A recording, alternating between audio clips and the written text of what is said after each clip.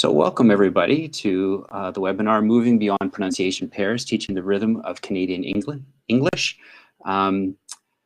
This is a fantastic turnout. We're really thankful for all of you to come to this. And I just want to introduce Cari-Ann Roberts Gotta, who is one of our BC TEAL's regional representatives. We're very thankful for that.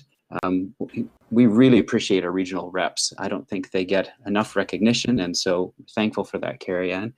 She holds a master's degree in adult education from UBC and a TESOL diploma from Vancouver Community College. Cari-Ann's been teaching in the field of English language learning for the past 12 years and currently works for Selkirk College in Nelson. Beautiful place to be.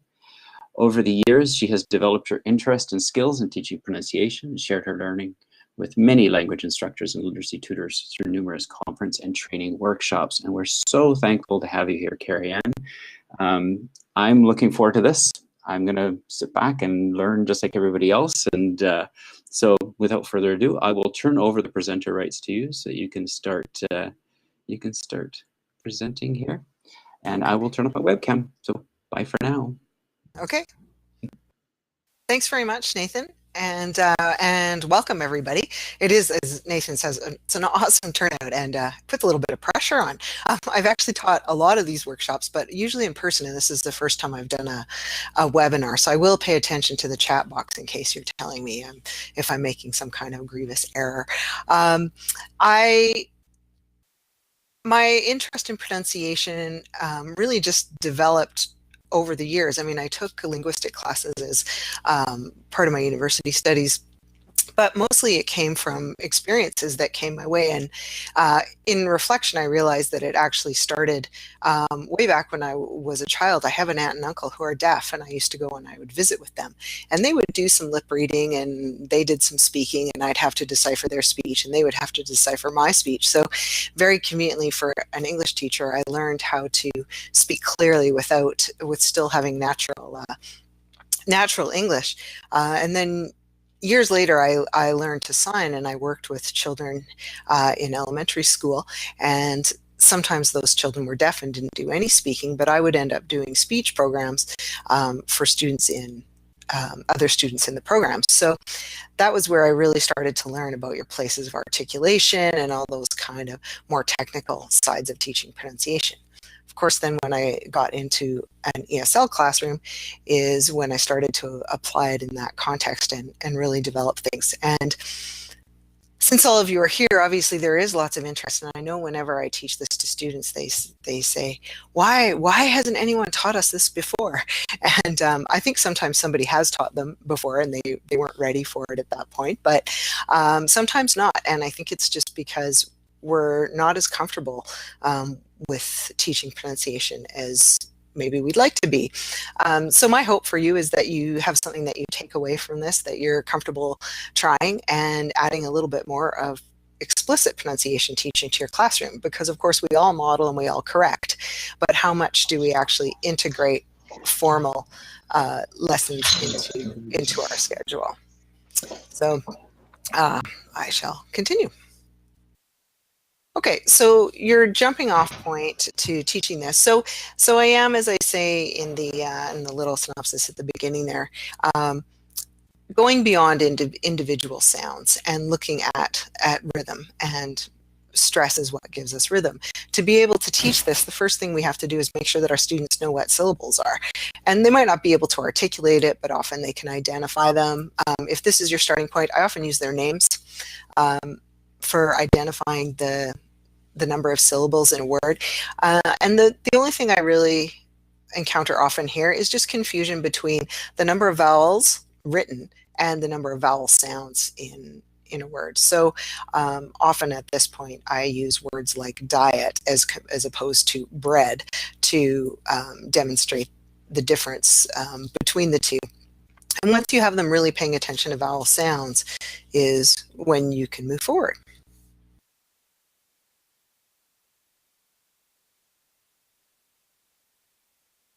So the types of syllables we're going to focus on here are drop syllables, reduce syllables or stress syllables. I've also had students tell me that they prefer the term weak as opposed to reduced, just because it's a word they already know and it makes sense to them. And of course, strong as the opposite to that.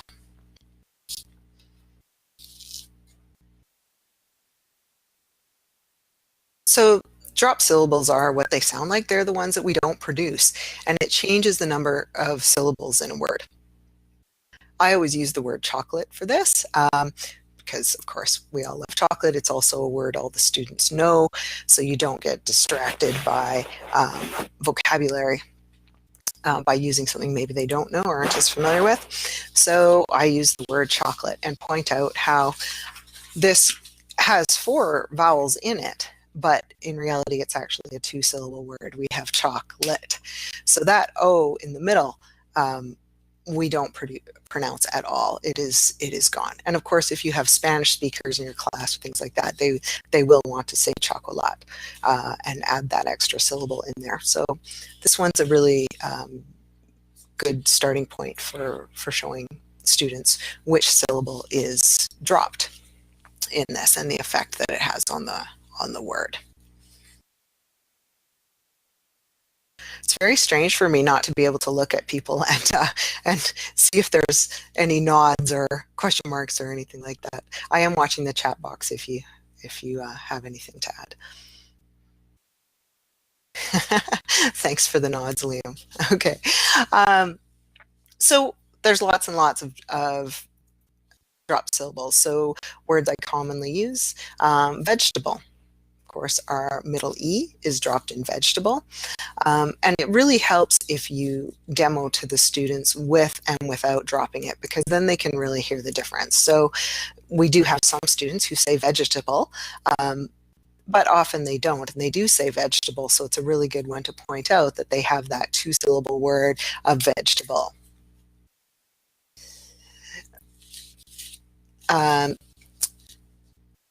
And then we have the word family. So in this word, we don't typically say the I in family. So it turns into a 2-syllable word rather than a 3-syllable word. So we have family as opposed to family. And then we have restaurant. Of course, the middle syllable in this one is dropped. So we don't say restaurant, we say restaurant. Camera, 2-syllable word as camera, and the alternative was the 3-syllable way, which is camera. The same thing with favorite, 2-syllable word favorite as opposed to saying favorite. So somebody on the screen has asked about, how do you know? It is very often a middle syllable that's dropped. So it's not a hard and fast rule. And I do avoid trying to tell students hard and fast rules because we can inevitably come up with an exception in English, but I can say that it's very, very often your middle syllable in these words. And how you choose, you don't want to have a random list, but are you teaching phonetically? I mean, I use these words because they're very common words that the students typically know from a fairly beginner level. So that's my reason for the choice of these words. And asking if a drop syllable would be shown in a dictionary, it would be shown in the pronunciation. It would show that it only has 2 syllables instead of 3, but of course it doesn't have that explanation that middle one is actually missing. All right. Now, the reason this is important, and I saw somebody was typing up a sentence there. So this is just a made up sentence that I often use, and because it can really demonstrate the difference. The students' eyes get really big when I do this, and they go, "Oh, I totally understand that." So if we say it with all of the syllables that they may in it, it will sound like this. My family took our camera to our favorite restaurant to eat vegetables and chocolate. So they can really hear that it's like going like this, and I often feel my head kind of nodding as I'm demonstrating that, and they can listen to that right away, and even without identifying individual sounds, they know that it simply sounds wrong. Whereas then I demonstrate to them, my family took a camera to our favorite restaurant to eat vegetables and chocolate. Yes, Liam, they can definitely tell that it's unnatural. So using something like this where the difference, or where they can really hear and hear why it matters. And I also stress to them, you know, they very often, students have a fossilized error. They have something they've done for a really long time. Maybe they've been saying family, you know, right since they began speaking English, however many years ago that was. And it might be very difficult to correct. So what I emphasize to them is that if you say one word with an extra syllable, you know, I very often have Japanese students who will say camera. It really doesn't matter. People still recognize the word and probably don't even notice that you've said that. But if you do it a lot, then that's when you're really changing the rhythm of your language. So that's when it needs to, you know, that you need to try and correct some of them, but never to really fixate on an individual word that maybe it's your habit to say it a different way. Someone has asked about the schwa, and we definitely will get on to the schwa. Okay. So this is different from the schwa, in that the schwa is a sound, and here we're talking about syllables that are actually dropped. We're not saying any sound to them. Okay. Okay. So that was the first way that we get syllable stress, was to drop a vowel. And then another way is the schwa, to reduce the vowel. So this is the weak vowel sound. It can be any vowel can make this sound. It's also the most frequent sound in English. So again, sound, not spelling. And so it's any vowel. And it just depends on the word. And again, I use food because students know food vocabulary very early. Thank you for the comment on the beautiful schwas. It took me a long time to find that in the symbols of the word processing program. And of course, when I do them on the board, they're never quite so uniform. Anyways, so of course, these words, like the others, it's really obvious. So we have potato instead of potato, and we have banana instead of banana. That one also gets a good reaction out of the students because they know right away that it does not sound right. And as well in chocolate. So I use chocolate again because it provides us the opportunity to demo more than one aspect of the pronunciation that we're learning. So again, food ones. So they're really, really obvious which ones are there. And I always choose words that I'm really comfortable modeling incorrectly and correctly, so that the students can really hear that difference. When we're in pronunciation or language learning, we have to be able to hear something before we can actually produce it ourselves intentionally. We might by accident be able to produce it, and when I learned this about teaching English, I knew that, because certainly in French, when I say something and somebody says it back to me, it sounds just like what I just said, right? So I'm not at that stage where I can hear that difference. We have to make sure that our students can hear that difference. So again, that's why I pick these words that are really common, and most of them say them correctly. So when you say them wrong, they're going to know that it's wrong and start to be able to listen to what's different about it. So maybe Nathan doesn't think I have enough graphics because he's added a lovely banana and a chocolate bar, I think, and a potato for us. All right.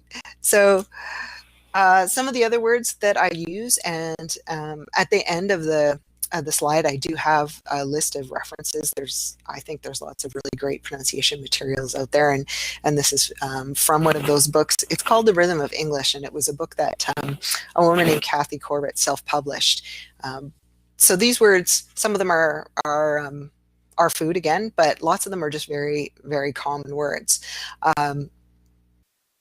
So just take a quick look at this list and try and say them to yourself both ways. So I know you're sitting at your in your room, and it might seem a little silly, but just give it a little try for how you would model each of these words with incorrect stress. So thinking about where your schwa is, where is the reduced sound. So that reduced sound, that little that is the schwa, where is it appearing in these sentences, in these words? Where is it that the learner or us can't hear specifically what letter it is, which vowel it is, because it's that little schwa sound, that little I'm going to pause for a second so that you can think about that and say some of those words.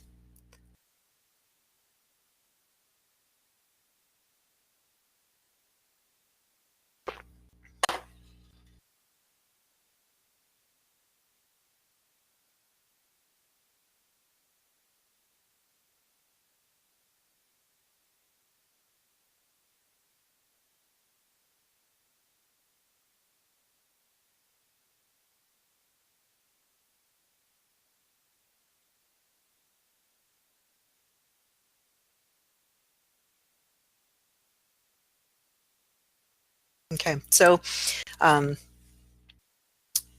Karen Rouser has commented it's the most common but hidden sound, and I've actually even had people who are fluent speakers or native speakers argue with me, and they say, no, we don't do that, we don't make that sound, but we really do, because if you don't do it, your English sounds very strange, and people would be furrowing their brow when they listen to you. And often students are so worried about speaking clearly that they actually make their language less natural, because we don't say everything as clearly as maybe they would like.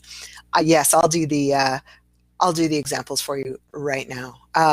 Yeah, and okay, sorry, I'm getting distracted by comments. Okay, so we have lemon, and our schwa in lemon is the O, and if we don't say lemon, then we say lemon. And again, as soon as we hear that, we go, and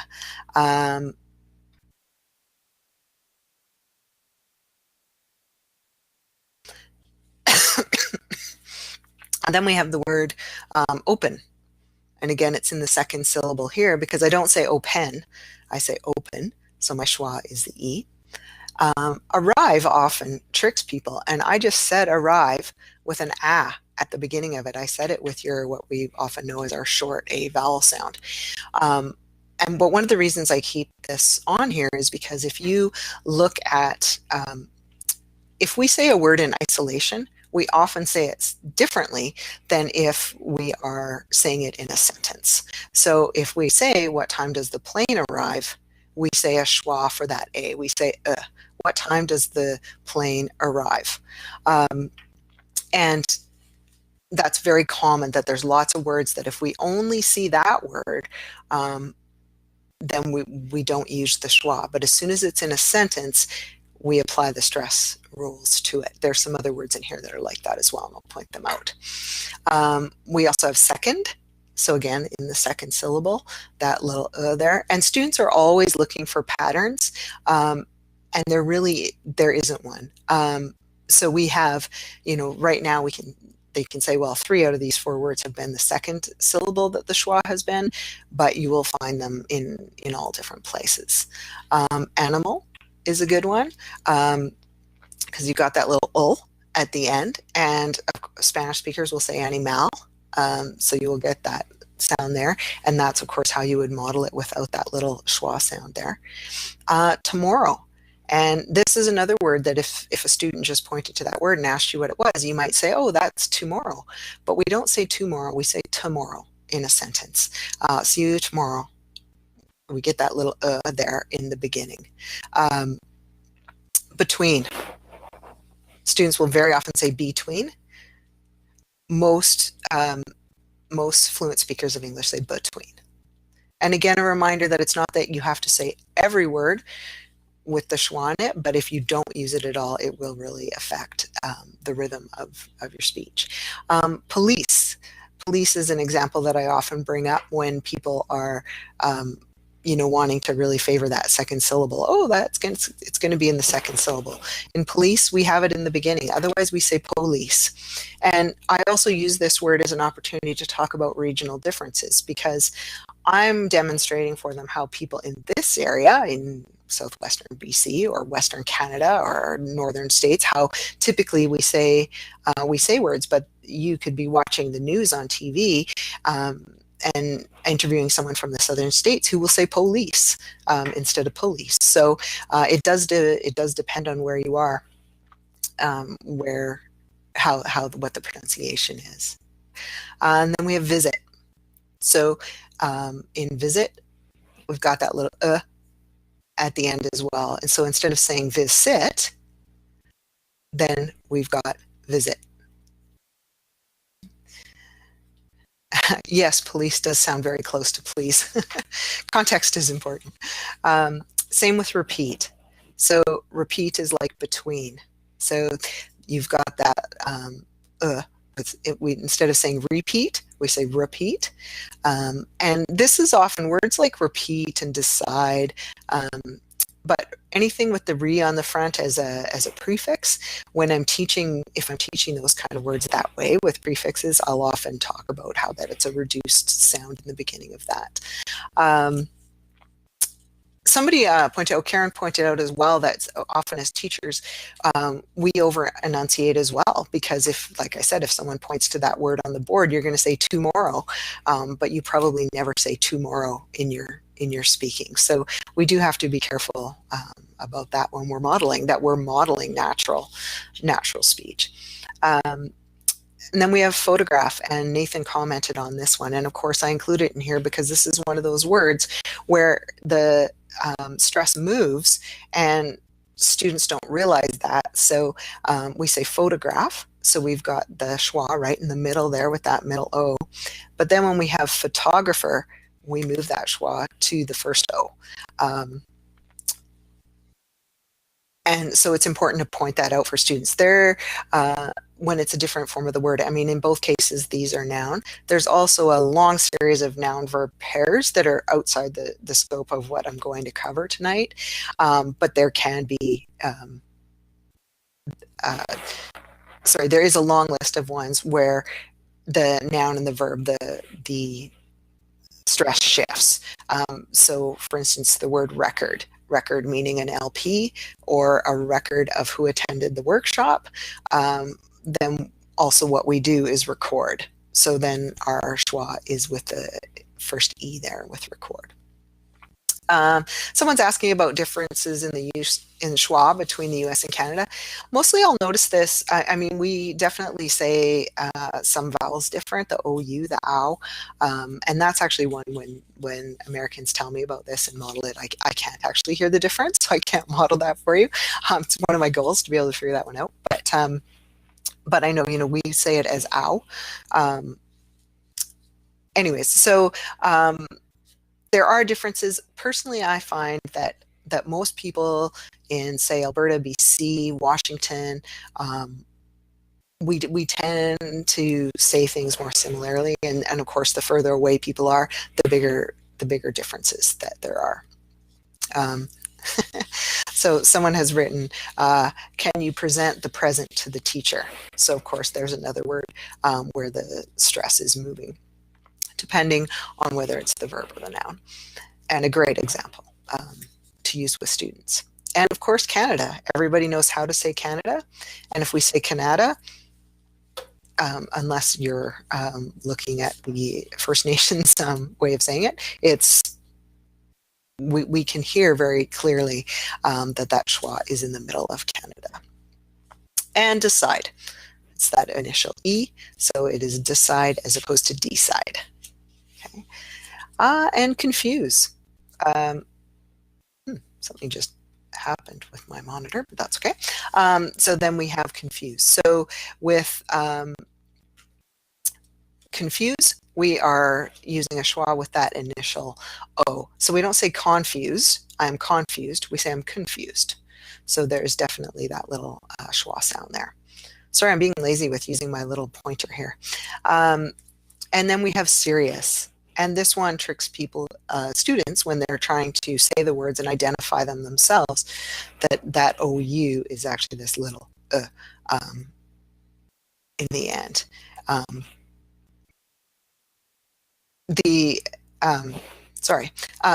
was just reminded by saying that one of the things I do is that I demonstrate a couple of words for students, and then I give them a list of words, and I let them talk about it with a partner.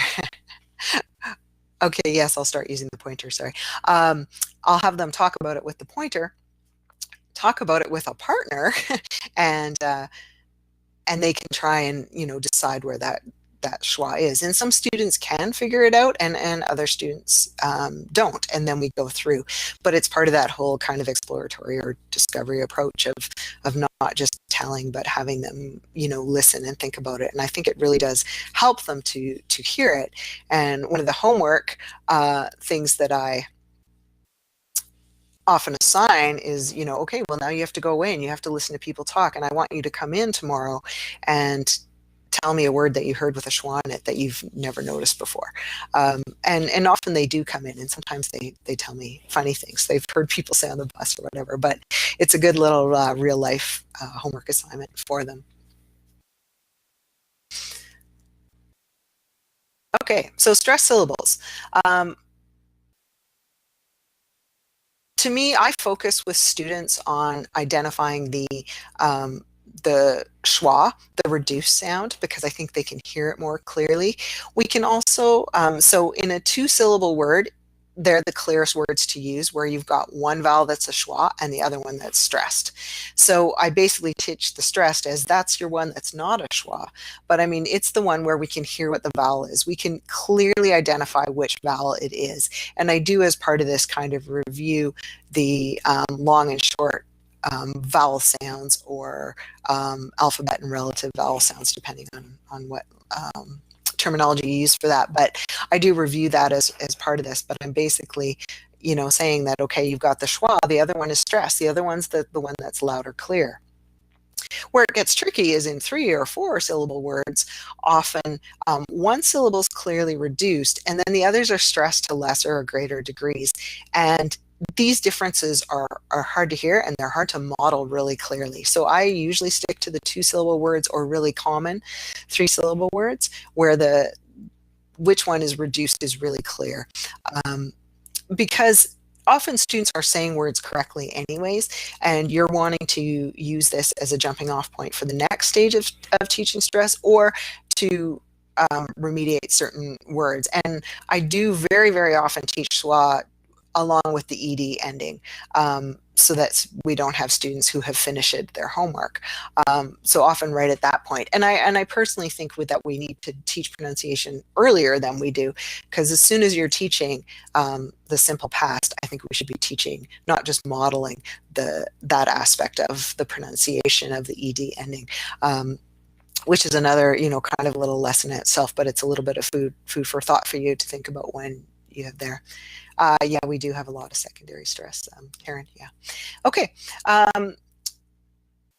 So, and I reiterate here, to use words in your lesson where the stress is obvious and you can model both the correct and the incorrect stress, because that's going to have the greatest clarity for the students.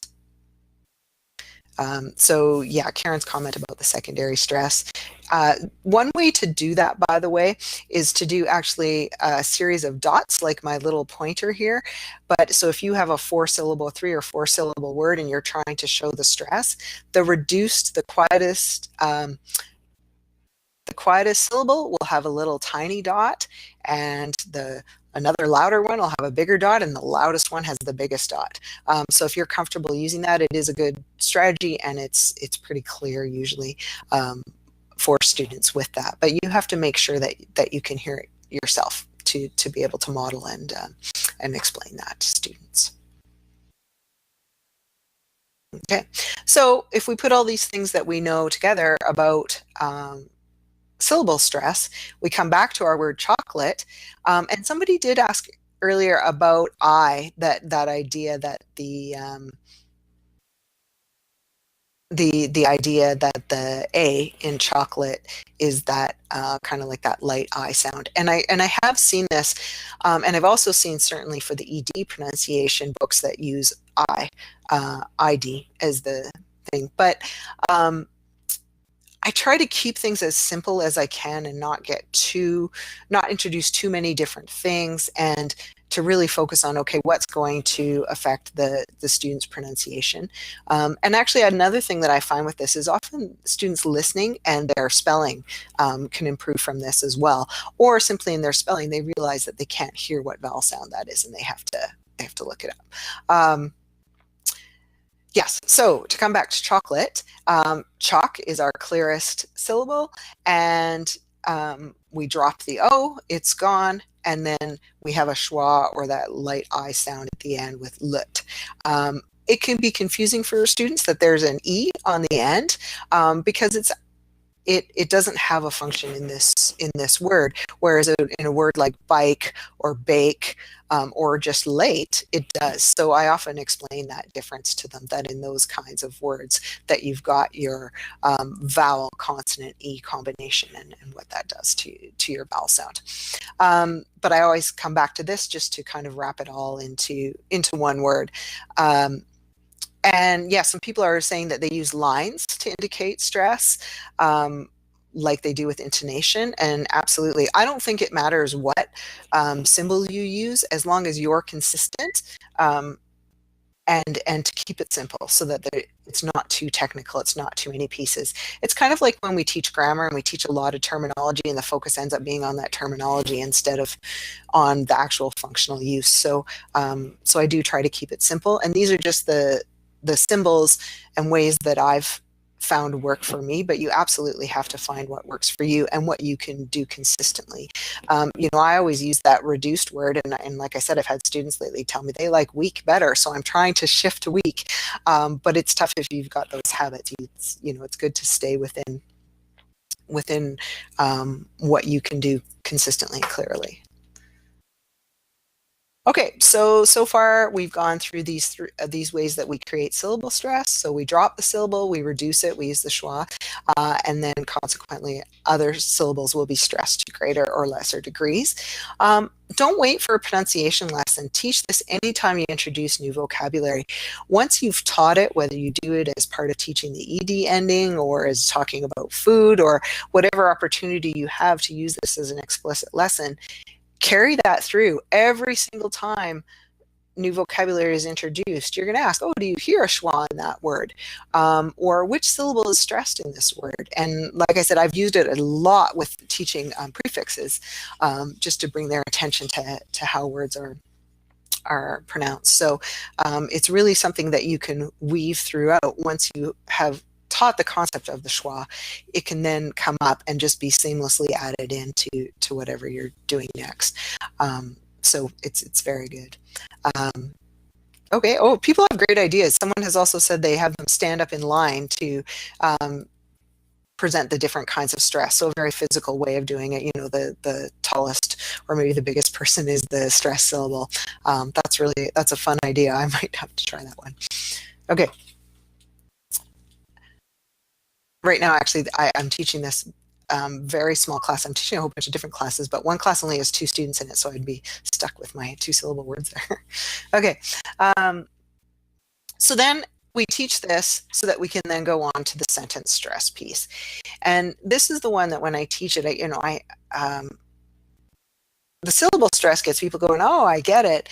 But then with this piece, I've often had students, and I remember I had one man who was from Germany who had been in Canada for quite a long time.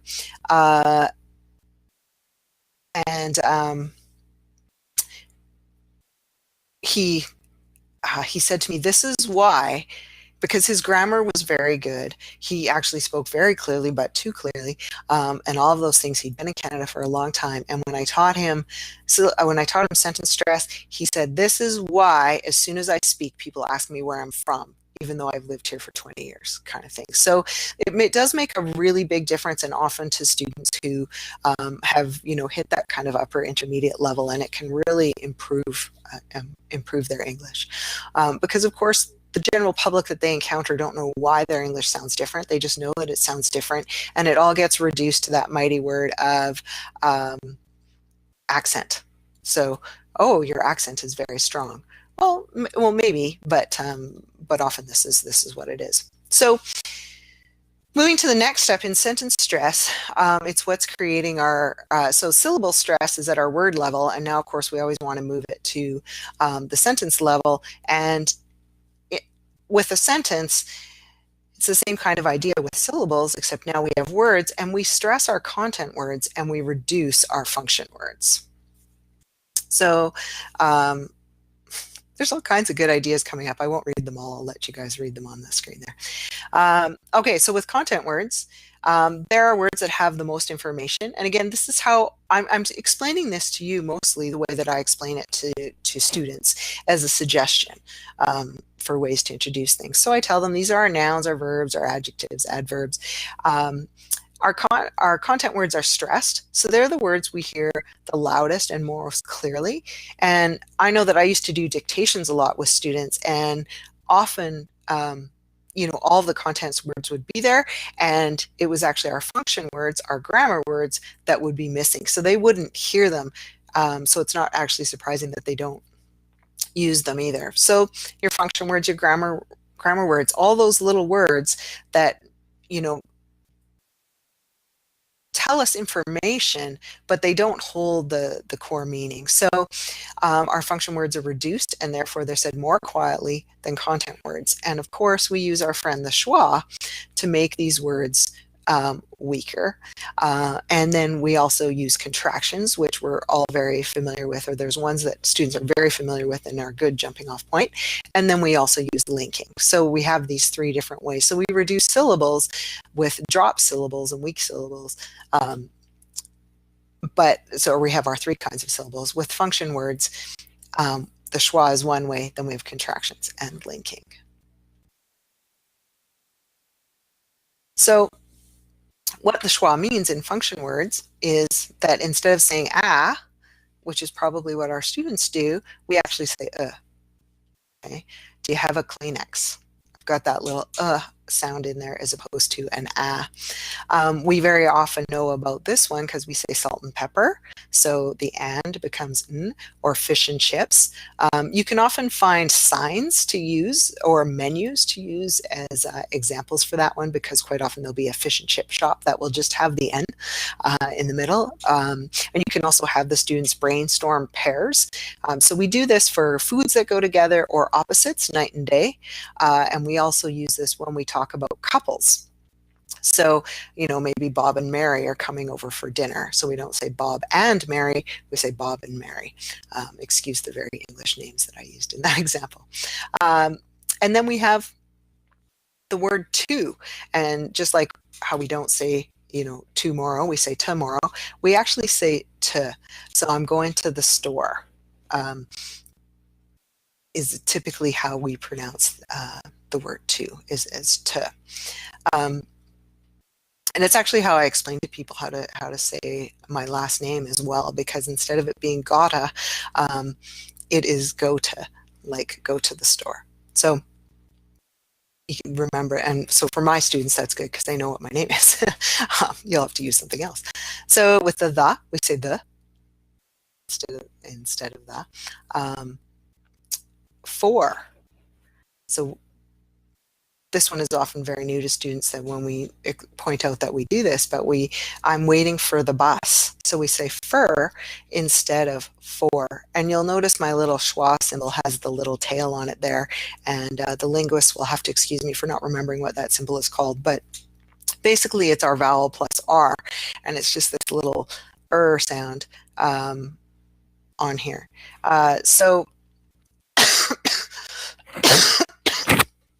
Sorry, now you all know why I used the Kleenex example. And then when we have the word them, I had to think really hard about this one the first time I encountered it, but we do actually say them. Did you put them on the table? It's very, very common.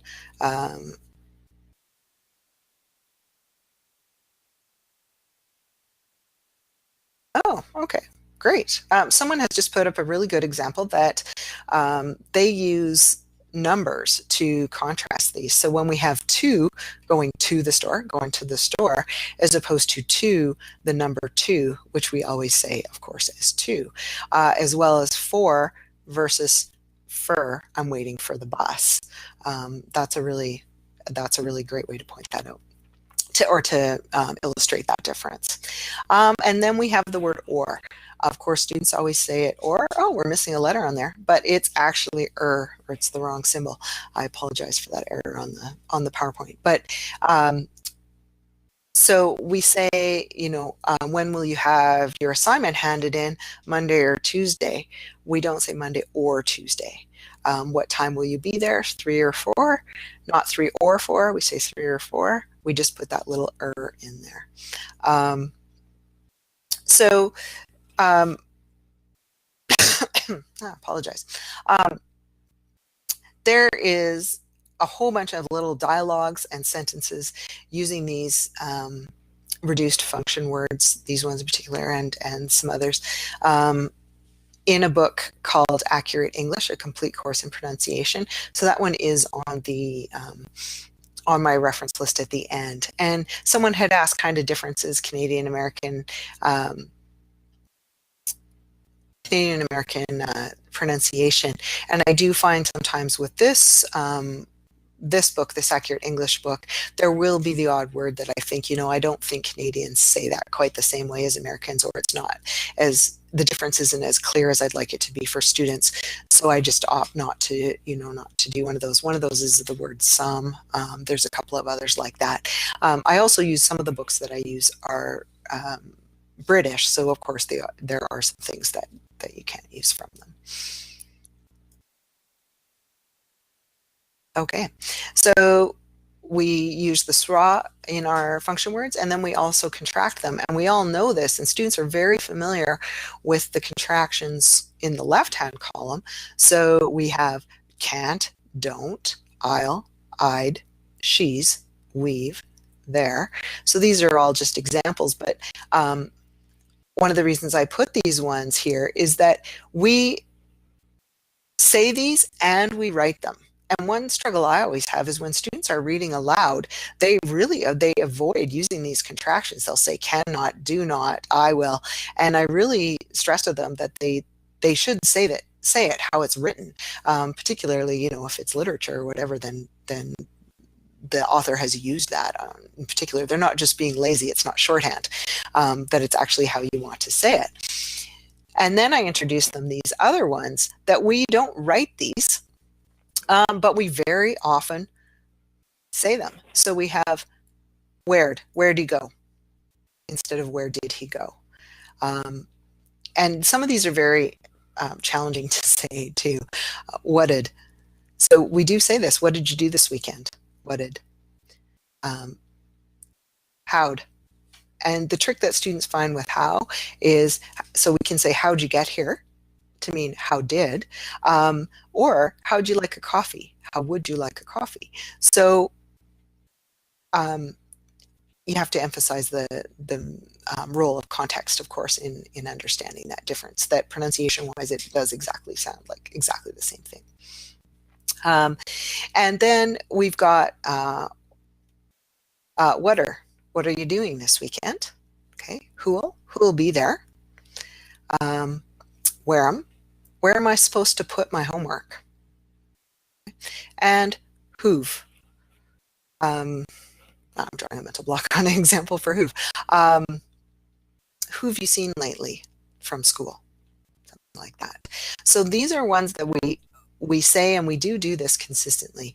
And I do always stress to students that they can't start writing these ones, except for maybe in their text messages, that they do have to still write these ones out, but that it is a pronunciation feature that we say them with contractions.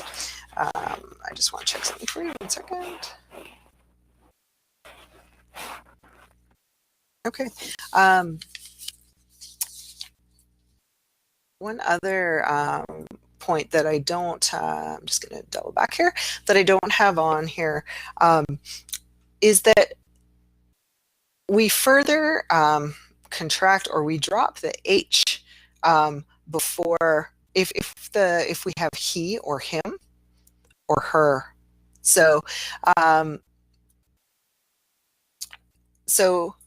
for example, for where did he go? Where'd he go? So that where did he turns into where'd he. So I will often demonstrate that one, or what's his name? All those kinds of things, that we drop that H off of the front.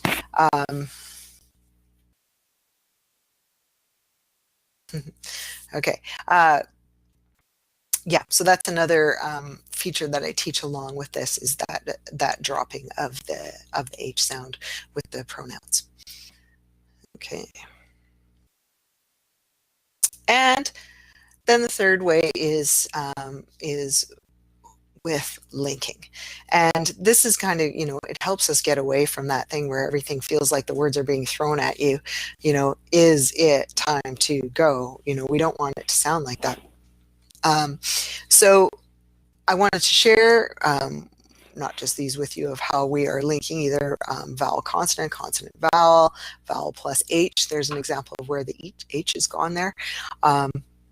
Consonant, consonant, or vowel plus the H, consonant, consonant. We have all these different combinations. I don't find it super useful to teach students these rules about which ones you can do or not do. I put this here for your benefit, but mostly I teach very common phrases like is it.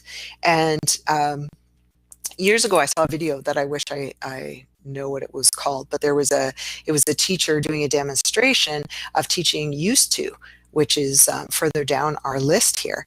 But she used a gesture that I thought was really useful, and I've often used, not as often as I'd like to remember to use it, but that I've often used in my classes. And it's this idea that we have is it, and we don't say is it, we say is it, and we pull our fingers together. And that visual seems to help students understand that we're not really making it one word, but we're saying them together. So in a minute. Okay, these are combinations students will often say.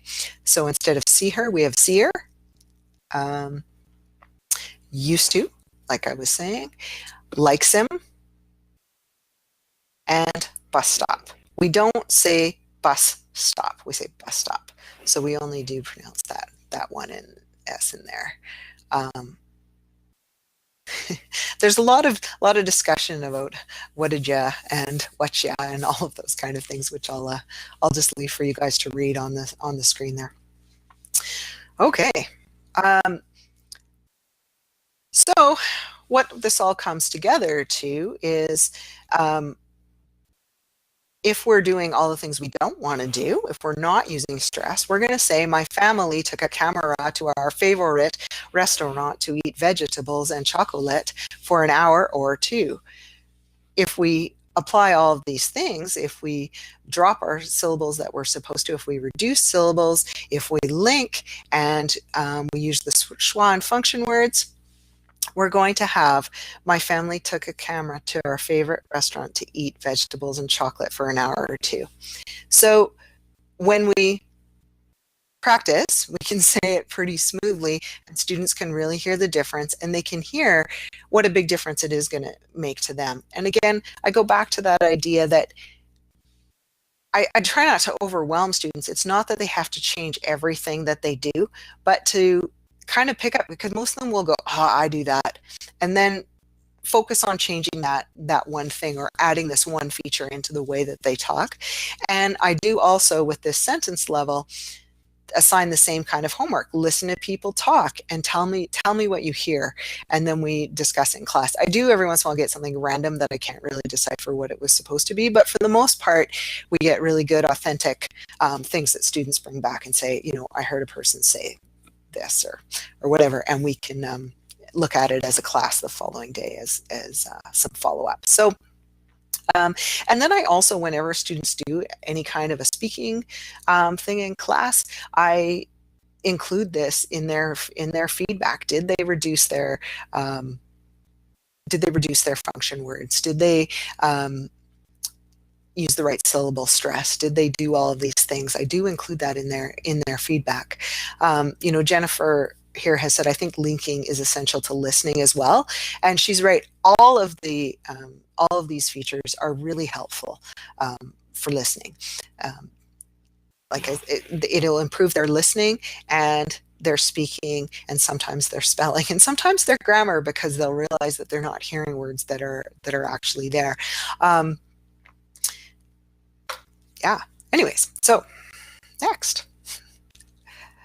Okay, so these are all tips that I've brought up before, but I'll just review. there's some talk about assimilation and all these kinds of things, and asking about linking vowel sounds with the W or the Y. I kind of stick to what I have on here, but it does depend on the group. These are the things that I'm most comfortable with and most comfortable with sharing with you. But there's of course all kinds of other little pieces, but I don't have words of wisdom in particular for you on those ones. Same, there was talking about a G sound, some other questions there that are kind of outside of the scope of what I was going to cover tonight. An hour is very short. I actually do this in a workshop format in about 2.5 hours, so 2.5 hours. But of course, it gives you more opportunity to play with the material and practice on each other, and I have games that I use and things like that as well. So just to review, remember that we have to be able to hear it. So, provide listening, and these can be things that they actually listen to or real life homework, even if it's watching TV or listening to kids on the bus or any of those kinds of things that can get them listening to pronunciation features. Where they often get very hung up on vocabulary, as opposed to kind of listening to the overall sound of how things are. Okay. Don't wait for a pronunciation lesson, so put that in anytime you've got new vocabulary. Choose the features you're most comfortable with, and don't try to do everything. Less can be more. So Liam's asking a good question here. So when you say not to wait, does that mean teachers shouldn't bother with lessons that focus exclusively? No, I always start with exclusive pronunciation lessons, and then I recycle it throughout the whole length of the course, whatever that might be. So once I've taught what schwa is, I put it in all the way through. So it'll be in a speaking lesson, it'll be in a vocabulary lesson, all of those things. I just, everywhere I can find to put it in there, I do. So no, I definitely have lessons that are pronunciation lessons as their main focus. It's kind of like how you might have a writing lesson, but you still have some speaking with it. So because it's supporting what you're doing, you're getting that that pronunciation piece added into there. Vocabulary is just a really obvious way to bring it in and recycle it. So as promised, these are the books that I use most commonly. So Accurate English, Clear Speech, those are the blue books. Pronunciation Games, there's a lot of great pronunciation games in this book. It's a photocopyable one that you can make sets, laminate them, or sometimes I just actually put them in the clear sleeves, and students can use dry erase markers on them, and then we can erase them and reuse them because there's some board games and things like that.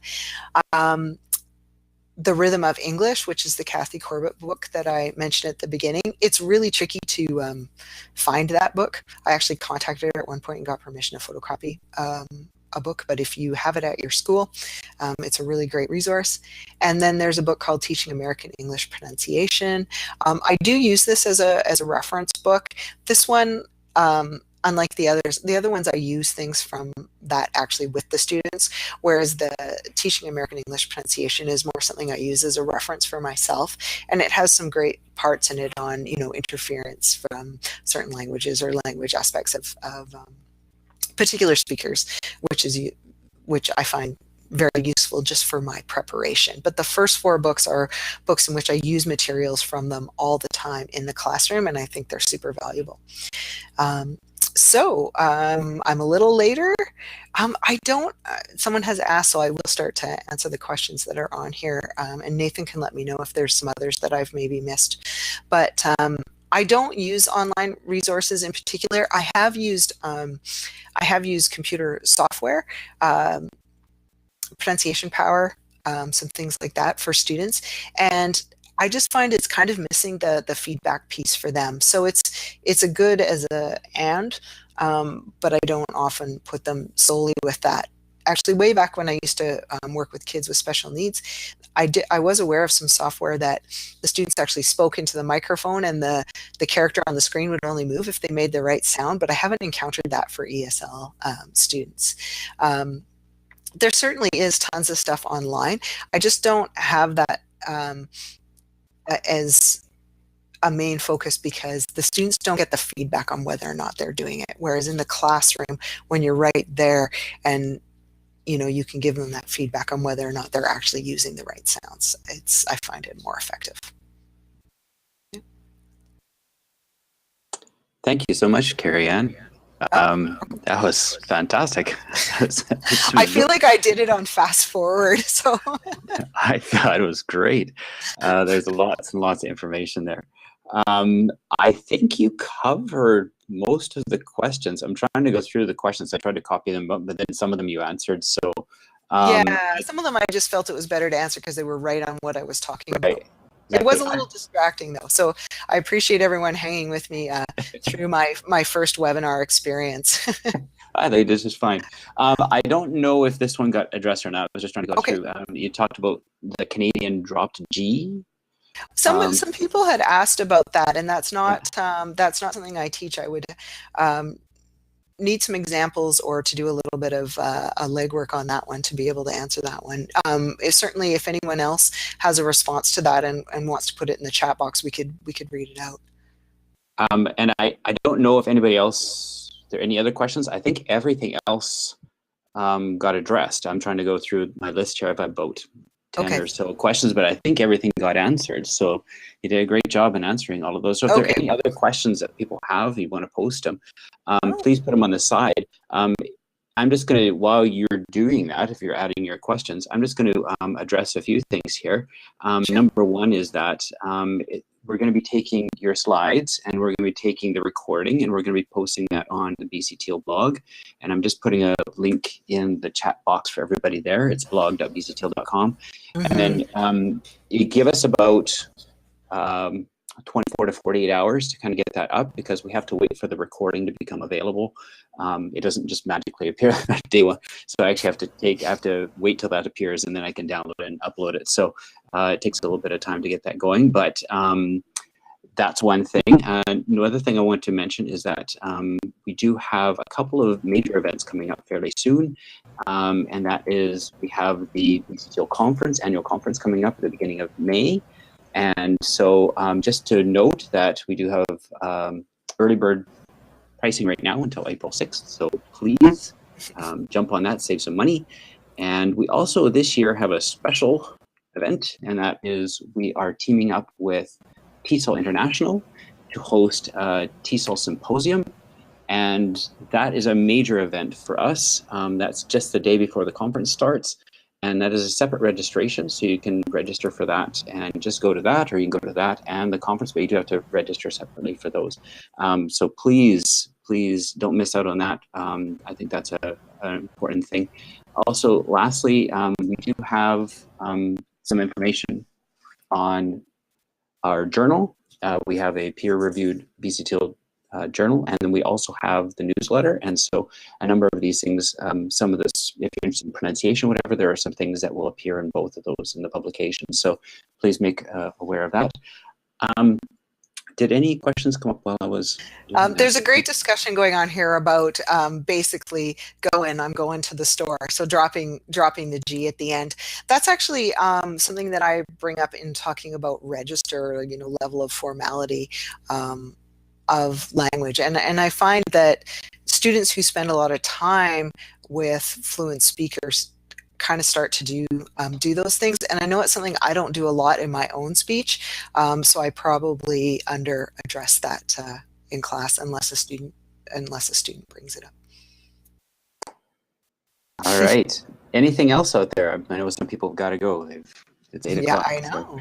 So. Yeah, everyone's rushing off. And that's totally fine. Totally understand. But again, thank you so much, Cari-Ann. I thought you did a fantastic job, and there was lots and lots of valuable information, really practical information, which we appreciate. Yeah. And so people will be able to take into their classroom even starting tomorrow. So thank you again for taking this time and doing this. We appreciate it. And we appreciate everybody coming. And please join us again in the future for another BC TEAL webinar. If you're interested in the webinars, just let us know. Send a note to if you got a note from Brenda, you would be able to reply back to her. Just let her know about future webinars you're interested in, or you can just let us know on Twitter or Facebook, and we'll let you know when they happen. So thank you again, Cari-Ann. I'm Oh, going to actually you're stop the welcome. recording. Yeah, and feel, I will just put up my last one here Yeah, because it does have my good idea. email. Yes, yes. I'm happy to answer questions and I love talking about this kind of stuff. So, you know, feel free to get in touch and say, hey, you know, what about this? And I am planning to be at the BC TEAL conference, so hopefully I can meet a few people. Fantastic. Yeah. Good. Thanks. All right. Okay, have a good night, everyone. Bye.